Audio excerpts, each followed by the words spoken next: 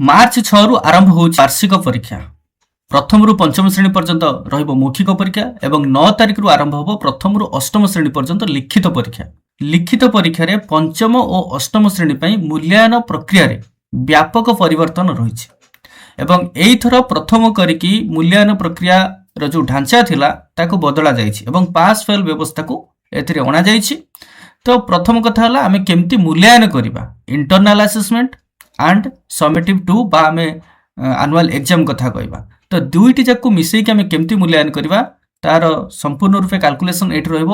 ଆପଣମାନେ ଭଲ ଭାବରେ ବୁଝିପାରିବେ এই ଭିଡ଼ିଓଟିକୁ ଦେଖିଲା ପରେ। ତ ଚାଲନ୍ତୁ ଦେଖିବା କେମିତି ଆମେ କାଲକୁଲେଟ କରିବା, କେଉଁ ପିଲାକୁ କେଉଁ ଭଳି ଭାବରେ ଆମେ ମାର୍କ ଦେବା ଏବଂ ତାର ଇଣ୍ଟରନାଲ ଆସେସମେଣ୍ଟ ଯାହା ରହୁଛି ଫର୍ମେଟିଭ 1, ଫର୍ମେଟିଭ 2, ସमेटिव 1, ତା ସହିତ ଆପଣଙ୍କର ରହୁଛି ଲିଖିତ କାର୍ଯ୍ୟ, ପ୍ରକଳ୍ପ କାର୍ଯ୍ୟ ଏବଂ ଦୁଇଟି ଭିତରୁ ଯାହା ଶ୍ରେଷ୍ଠ ହେବ ସେହି ଆଧାରରେ ପୁଣି ବାର୍ଷିକ ପରୀକ୍ଷାର ଯେଉଁ 40% ଗୁରୁତ୍ୱ। ତ ଏଠି ଦେଖନ୍ତୁ ଇଏ ରହିଲା ଆଭ୍ୟନ୍ତରୀଣ ମୂଲ୍ୟାୟନ ପାଇଁ ଆପଣଙ୍କର ରହୁଛି 60%ର ଗୁରୁତ୍ୱ ରହୁଛି, ଏଟା ପଞ୍ଚମ ଶ୍ରେଣୀ ପାଇଁ ଏବଂ ଏଟା ରହୁଛି ଆପଣଙ୍କର ସमेटिव 2 ବାର୍ଷିକ ପରୀକ୍ଷା ପାଇଁ 40% ଗୁରୁତ୍ୱ। ତେଣୁ ପ୍ରଥମେ ଆମେ ଦେଖିବା ଗୋଟେ ଏକ୍ଜାମ୍ପଲ ସ୍ୱରୂପ ଏଠି ରହିଲା କ୍ରମିକ ନମ୍ବର, ଏଠି ଶିକ୍ଷାର୍ଥୀର ନାମ, ଏଠି ରହିଲା ସବଜେକ୍ଟ ଗୁଡ଼ାକ ରହିଲା ଭାଷା, ଗଣିତ, ଇଂରାଜୀ, ବିଜ୍ଞାନ, ସାମାଜିକ, ଚିତ୍ରାଙ୍କନ ଏବଂ ଏଠି ଦେଖନ୍ତୁ ଫର୍ମେଟିଭ 1, ଫର୍ମେଟିଭ 2 ଆଣ୍ଡ ସमेटिव 1। ତ ଏଇ ତିନୋଟି ଯାକର ଯେଉଁ ମାର୍କ ରହିବ ଇଏ ଟୋଟାଲ 25-25, 50, ये रहा 50 100 मार्क। ये 100 मार्क रु पिलाटी केते मार्क रखुची एवं तार आमे 30% बाहर करबा। तेणु देखंतु गोटे एग्जांपल स्वरूप भाषा रे पिलाटी मनकर रखिछि 18 मार्क फॉर्मेटिव 1 रे, फॉर्मेटिव 2 रे रखिछि 17 एवं समेटिव 1 रे रखिछि 48। तो ये तीनोटी जाकर मोट मार्क आसी होछि 83 मार्क रहउछि। जदि 83 मार्क रहिला ताले तार 30% होछि केते ना 25। तर 30% केमते आपण बाहर करिवे 83 * 30/100, 83 * 30/100 आपण बाहर करदेले सेटा आपनकर आसी जिवो केते ना 25 मार्क आसी जाउछि। जो 25 मार्क पाइले से 25 मार्क ता ही इंटरनल असेसमेंट स्वरूप ऐड होबो आपनकर कैलकुलेशन रे बा आपण जेतेबेले मूल्यांकन करिवे बा इवैल्यूएशन ले आपनकर ऐड होबो 25 मार्क। एवं तापर देखंतु लिखित कार्य गुरुत्व रहउछि 10% बा 10 मार्क रो गुरुत्व। तो एथिरे आपनको दुईटा कार्य दबाक पड़ियो पिलाकू, जोथिरे पिलाटी श्रेष्ठ विवेचित होबो सेही मार्क को आपनको ऐड करिया को पड़िबो। देखंतु प्रथम कार्य रे पिलाटी रखिछि 8, द्वितीय कार्य रे रखिछि 7, तेणु एठी हमकु नबाक पड़िबो 8 मार्क को। तेणु 8 होछि श्रेष्ठ दुईटी कार्य मध्यरु, तेणु 8 मार्क को एठी आपण काउंट कले। ठीक सेमति प्रकल्प कार्य रो गुरुत्व रहउछि 20%, जोटा कि आपण दुईटा कार्य सेमति देबे, प्रथम कार्य द्वितीय कार्य। प्रथम कार्य रे पिलाटी 20 रु 18 मार्क रखथिबा बेले द्वितीय कार्य रे पिलाटी 17 मार्क रखिछि। तेणु दुईटी मध्यरु श्रेष्ठ विवेचित होछि प्रथम कार्य, तेणु प्रथम कार्य रो मार्क रहिछि 18, से 18 मार्क को आपण एठी काउंट करिवे। तेणु वर्तमान टोटल आपनकर इंटरनल असेसमेंट रो मार्क गुडा को आपण पाइ गले। एठी 25 मार्क ऐड होबो, एठी 8 मार्क ऐड होबो, एठी 18 मार्क ऐड होबो। तापरे बाकी रहिला आपनकर वर्तमान समेटिव 2 जोटा कि वार्षिक परीक्षार मार्क। वार्षिक परीक्षा वर्तमान हमर टोटल विषय गुडा को पई फुल मार्क रहउछि 50 मार्क एवं प्रथम रु पंचम पर्यंत रहइबो लिखित 40, 10 मार्क रहइबो मौखिक। तो सेही आधार 50 मार्क टोटल मार्क रहउछि, 50 मार्क रु पिलाटी 48 रखिछि। तेणु ये 48 मार्क जो रखिला तार 40% आमे बाहर करबा। एठी केमति बाहर करबा, सीधा सळक आपण कोन करबे ना 48 डिवाइडेड बाय 50 * 40 कर देबे, जोटा कि आपनकर आसी होछि 38। तो एठी लक्ष्य करनियंतु फुल मार्क जोटा कि एफएम रहिछि 50 एवं पिलाटी रखिछि ऑब्टेन्ड बा स्कोर करिछि, स्कोर तार रहिछि 48। तो आपण कोन करिवे ना कैलकुलेट केमति करिवे 40% स्कोर डिवाइडेड बाय 50 जोटा कि हमर फुल मार्क * 40। तो एठी हमें कैलकुलेट कर देले आसी होछि केते 38 मार्क।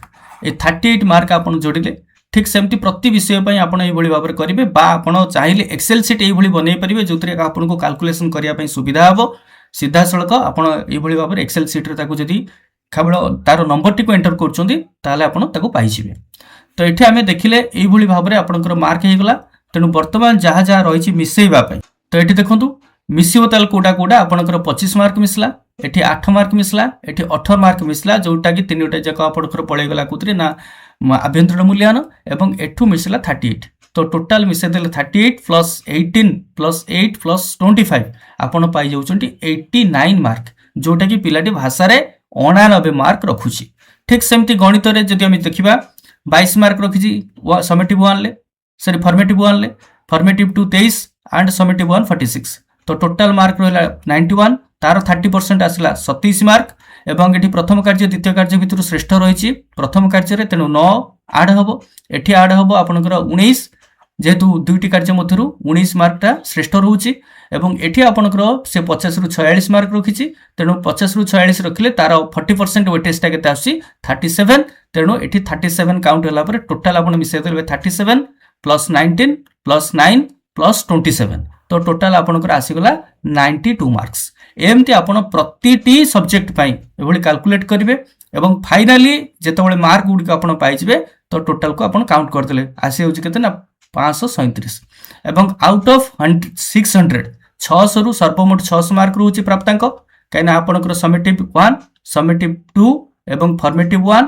ফর্মেটিভ 2 লিখিত কার্য প্রকল্প কার্য এ সমস্ত মিশাইকি আপনার সর্বমোট মার্ক রহিলা 600 মার্ক 600 মার্ক রহিলা 537 এবং পিলাটি রখিলা 90% এটি সে আচিভ করছে এইভাবে ভাবে আপনার মূল্যায়ন করবে পঞ্চম শ্রেণী পাই এটি রহিলা পঞ্চম আর অষ্টম ভিতরে বিশেষ কিছু ফরক নাই ফরক কেবল এতিকি যে এটি আভ্যন্তরীণ মূল্যায়নর 60% গুরুত্ব থিলা বেলে আপনার অষ্টম শ্রেণী আভ্যন্তরীণ মূল্যায়নর মাত্র 50% গুরুত্ব রয়েছে এটি 60% সেটি 50% তো এটি আভ্যন্তরীণ মূল্যায়ন 60% বার্ষিক পরীক্ষার গুরুত্ব রহিলা 40% সেটি 50-50 রয়েছে তো অষ্টম শ্রেণীর মধ্যে গোটে নেই আমি দেখিদেবা এটি দেখুন অষ্টম শ্রেণীর যেটা কি আপনার রহিলা 50% গুরুত্ব এটি আপনার রহিলা বার্ষিক পরীক্ষার গুরুত্ব রহিলা 50% তো টোটাল আপনার 100% হয়ে গলা এটি সেমতি দেখুন ঠিক সেইভাবে আপনার ফর্মেটিভ 1 ফর্মেটিভ 2 एंड समेटिव 1 गोटे पिला मनकर अनन्या दास से रखी भाषा 25 रु 18 रखी फास्ट आमर फर्मेटिव रे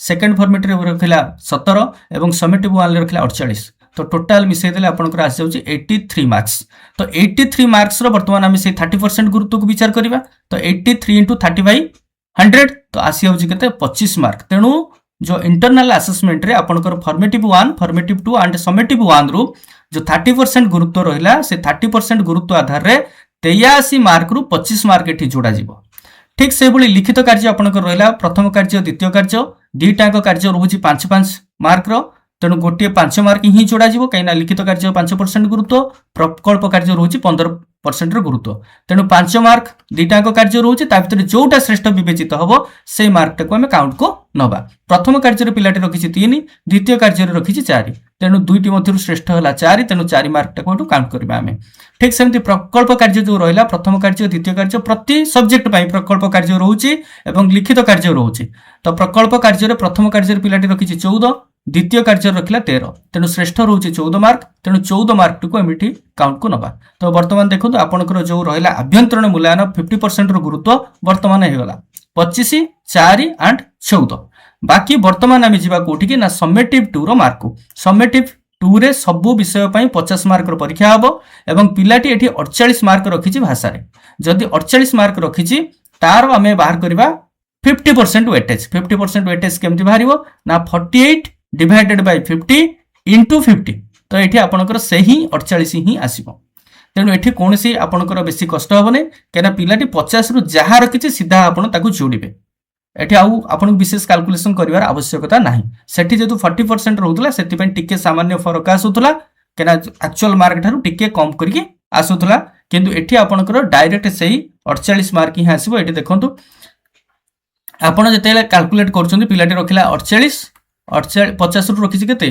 48 तेणु 48 डिवाइडेड बाय 50 इंटू 50% गुरुत्व तेणु इंटू 50 कटि गला रहिला केते सही 48 मार्क तेणु सीधा सळक अष्टम श्रेणी पय क्लास 8 पय आपनकर कोनोसी असुविधा हबो नै क्लास 8 रे जहा मार्क रखिछि सीधा सळक आपन ताकू ही ऐड कर देबे किंतु आपनकर जो क्लास 5 पय रहिला सेठी आपनकर टिके बदली जिवो आपनकर नंबर बदली जिवो जोटा कि एक्चुअल नंबर रहिछि ताटू टिके डिक्रीज करबो जेतु 40% गुरुत्व को हम सेठी नउचंती आपन गुरुत्वटा एमती बाहर करिवे पंचम क्लास ठीक सेठी आपनकर रहिला mark of 10 divided by full mark into 40 एठी 50 मल्टीप्लाई करिवे एठी 40 मल्टीप्लाई करिवे बस एति गेला कथा तो ये थिला आपनकर प्रक्रिया आपन केमती ताऊ कैलकुलेट करिवे तो एठी तापर टिके खाली नजर पकई दियंतु वर्तमान आमे काउंट कर दबा एठो आमे पाइले 48 मार्क तो टोटल मार्क्स हमर पळे आसला केते 25 4 14 48 एई चारोटी जाको आपन को मार्क को मिसै देले आपन पाई जाउछन 91 मार्क त माने पिलाटी भाषा रे टोटल 100 मार्क रु 91 मार्क एठी ହାସଲ କରୁଛି। ଠିକ୍ ସେମିତି ଗଣିତରେ ମଧ୍ୟ ଆପଣ ସେଇଭଳି ଭାବରେ କାଲକୁଲେଟ୍ କରିବେ। ଇଂରାଜୀ, ବିଜ୍ଞାନ, ଇତିହାସ, ଭୂଗୋଳ, ସଂସ୍କୃତ ବା ହିନ୍ଦୀ ତା ଭିତରୁ ଗୋଟିଏ ତ ଆପଣ କାଉଣ୍ଟ କରିବେ ଏବଂ ଚିତ୍ରାଙ୍କନ ଏ ଟୋଟାଲ ଆପଣ କାଉଣ୍ଟ କରିକି ଫାଇନାଲି ଆପଣ କ'ଣ କରିବେ ନା ସର୍ବମୋଟ ପ୍ରାପ୍ତାଙ୍କ ଏଠି ଆସିଯିବ ଅଷ୍ଟମ କ୍ଲାସ୍ ପାଇଁ 800, ସେଠି ଥିଲା ଆପଣଙ୍କର 600, ଏଠି ଆସିବ 800। ଯେହେତୁ 8ଟା ସବଜେକ୍ଟ ରହୁଛି ପ୍ରତି ବିଷୟ ପାଇଁ 100 ମାର୍କ ରହିଲା, ତେଣୁ 800ରୁ ଆପଣଙ୍କର ପିଲାଟି ଯାହା ରଖିବ ଏ ଟୋଟାଲ ମାର୍କ ମୋଟ ନମ୍ବରକୁ ମିଶାଇ ଦେଲେ 91, 93, 93, 90, 84, 88, 89, 85 ତ ଆପଣ ପାଇଯାଉଛନ୍ତି 712 ମାର୍କ। ତ 712 ମାର୍କଟା ଯେଉଁଟାକି ଆଉଟ୍ ଅଫ୍ 800 ଯେଉଁଟା ଆପଣ ଆସିଯାଉଛି 89%। ତ এইଭଳି ଭାବରେ ଆପଣ ମୂଲ୍ୟାୟନ କରିବେ, ଆରାମରେ କରିବେ, କିଛି ଅସୁବିଧା ନାହିଁ। ତ ଇଏ ଥିଲା ଗୋଟେ ଆପଣମାନଙ୍କ ପାଇଁ ଜଷ୍ଟ ଟ୍ୟୁଟୋରିଆଲ ଆପଣ କହିପାରିବେ। ଆକୁ ବୁଝିବାରେ ଟିକେ ବି କଷ୍ଟ ନାହିଁ। ବାସ୍ତବରେ ଦେଖିବାକୁ ଗଲେ ଖାଲି ମାଇଣ୍ଡ ଭିତରେ ଗୋଟେ ଘର କରି ରହିଯାଇଛି କ'ଣ ମୂଲ୍ୟାୟନ ପ୍ରକ୍ରିୟା, କେମିତି ଆମେ ଗୁରୁତ୍ୱ ହିସାବ କରିବା, କେମିତି ଆମେ ଆଭ୍ୟନ୍ତରୀଣ ମୂଲ୍ୟାୟନର ଗୁରୁତ୍ୱକୁ ବିଚାର କରିବା, କେମିତି ସमेଟିଭ୍ 2ର ମୂଲ୍ୟାୟନକୁ ବିଚାର କରିବା, ତ କେମିତି ଫାଇନାଲି ଆମେ ଇଏ କରିବା। ଇଏ ଗଲା ହେଉଛି ଆପଣଙ୍କର ପ୍ରଥମରୁ ଅଷ୍ଟମ କେବଳ ପଞ୍ଚମ ଏବଂ ଅଷ୍ଟମ ଶ୍ରେଣୀ ପାଇଁ। ଏବଂ ଆପଣଙ୍କର ଯାହା ରହିଛି ପ୍ରଥମରୁ ଅପ୍ ଟୁ ଚତୁର୍ଥ ଏବଂ 6, 7 ଏମାନଙ୍କ ପାଇଁ ଯେମିତି ଆଜ୍ ୟୁଜୁଆଲ ଆପଣଙ୍କର ହେଉଥିଲା କେବଳ ସमेଟିଭ୍ 2ର ମାର୍କ ଉପରେ ଗୁରୁତ୍ୱ ଦିଆଯିବ। ସେଠି ଇଣ୍ଟରନାଲ ଆସେସମେଣ୍ଟ ନାହିଁ ବା କୌଣସି ପ୍ରୋଜେକ୍ଟ ୱାର୍କ ବା ଲିଖିତ ୱାର୍କର କଥା ମଧ୍ୟ ନାହିଁ। ତ ମୁଁ ଭାବୁଛି ନିଶ୍ଚିତ ଆପଣମାନେ ଏହାକୁ ଭଲ ଭାବରେ ବୁଝିଥିବେ।